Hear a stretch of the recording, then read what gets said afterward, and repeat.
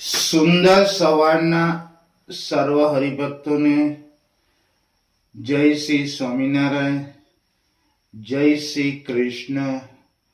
પરમ પૂજ્ય એવા મહંત સ્વામી મહારાજનો જય.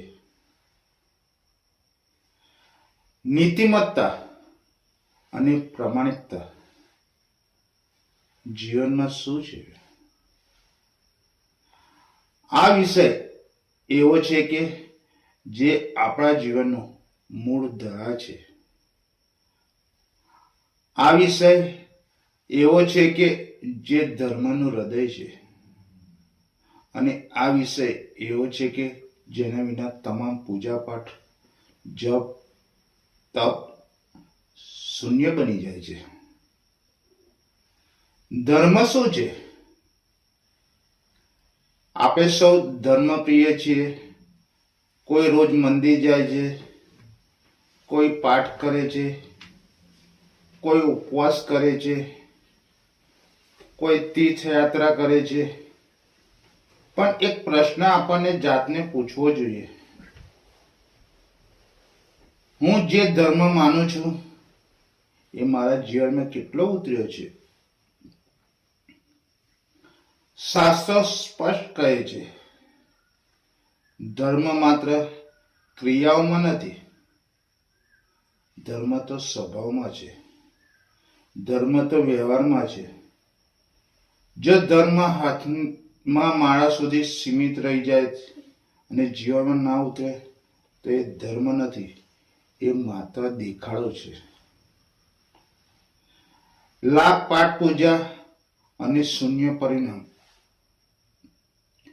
હરિભક્તો, જો કોઈ વ્યક્તિ લાખ પાઠ પૂજા કરે, રોજ ભગવાનનું નામ લે, રોજ મંદિરમાં જઈને શીશ નમાવે, પણ જો એ જ વ્યક્તિ પોતાના ઘરમાં જ ખોટું બોલે, વ્યવસાયમાં દગો કરે, સમાજમાં અન્યાય કરે, કામમાં અપ્રામાણિકતા રાખે, તો શાસ્ત્ર સ્પષ્ટ કહે છે એ તમામ પાઠ પૂજા શૂન્ય સમાન છે. કારણ કે ભગવાન મંત્રો નથી જોઈએ છીએ, ભગવાનને માળા નથી જોઈએ, ભગવાનને દીવો કે ધૂપ નથી જોતું, ભગવાનને શુદ્ધ હૃદય જોઈએ છે, ભગવાનને પ્રામાણિક જીવન જોઈએ છે. અધર્મ ક્યાંથી શરૂ થાય છે?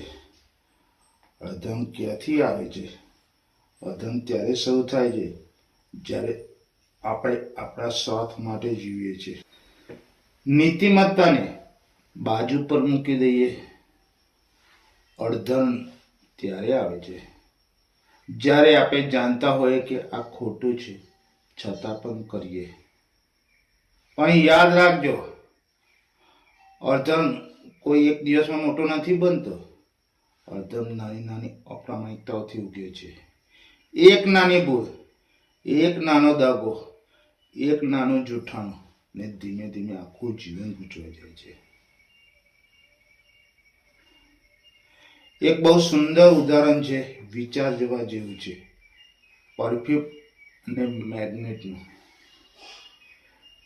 એક નિર્જીવ વસ્તુ છે, પણ એની અંદર એટલી તાકાત છે કે એ પોતે ચૂપ રહે છતાં આસપાસના લોકોની સુગંધ આપી દે છે.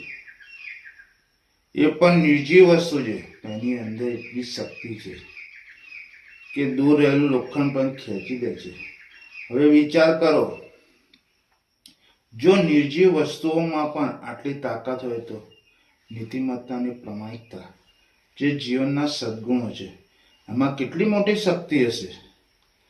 સદગુણોની સુગંધ પ્રસે છે નીતિમત્તા અને પ્રામાણિકતાથી. એ એવા ગુણ છે કે એની જાહેરાત કરવી પડતી નથી. જે વ્યક્તિ સાચી હોય, એના શબ્દમાં વજન હોય, જે વ્યક્તિ પ્રામાણિક હોય, એના મૌનમાં પણ વિશ્વાસ હોય, જે વ્યક્તિ નીતિવાળો હોય, એના કામ પણ બોલે છે. એના વિશે લોકો કહે છે, બજારમાં એની સુગંધ પ્રસે છે, સમાજ એની ઓળખ બને છે. યાદ રાખજો, સદગુણો ક્યારેય છુપાવી શકાતા નથી, એ સુગંધ વહેતી જ રહે છે. શરૂઆતમાં પ્રામાણિકતા મુશ્કેલ લાગે. હવે એક બહુ મહત્વની વાત છે, આજના સમયમાં પ્રામાણિક બનવું સહેલું નથી. આજના સમયમાં ખોટા રસ્તે ઝડપી સફળતા દેખાય છે. કેટલાક લોકો જૂઠાણાથી આગળ વધતા દેખાય છે, દગાથી પૈસા કમાતા દેખાય છે, અન્યાયથી સત્તા મેળવે છે. ને ત્યારે પ્રામાણિક વ્યક્તિનું એવું લાગે, મારું તો કંઈ ચાલતું જ નથી, હું તો પાછળ રહી ગયો. પણ હરિભક્તો અહીં ધીરજ રાખજો. પ્રામાણિકતાની પ્રગતિ ધીમી પણ પકડ હોય છે. નીતિમત્તા સાથેની પ્રગતિ શરૂઆત ધીમી હોય છે. શરૂઆત ઓછી દેખાય, શરૂઆત ક્યારે દુઃખ પણ આપે છે, પણ એ પ્રગતિ પકડ હોય છે. એ પ્રગતિ સ્થાયી હોય છે. એ પ્રગતિ ભગવાનની કૃપાથી હોય છે. આજે નહીં તો કાલે, કાલે નહીં તો પરમ દિવસ પ્રામાણિકતાનું ફળ જરૂરથી મળે છે. શાસ્ત્રો કહે છે, સદી કદી હારતું નથી, સત્ય કદી હારતું નથી, માત્ર સમય લે છે. ભગવાન કઈ પૂજા સ્વીકારે છે, હાથમાં માળા નહીં, હોઠ ઉપર મંત્ર નહીં, મંદિરમાં દેખાવ નહીં. ભગવાન સ્વીકારે છે સાચું બોલવું, ન્યાય કરો, દયા રાખવી, ઈમાનદારીથી કમાવો, પરિવાર સાથે સત્યથી જીવન જીવવું. આ છે તો ભગવાન આપણી સાથે જ છે. પરિવારમાં વ્યવસાય ને સમાજમાં ધર્મ ને 3 જગ્યાએ અજમાવજો.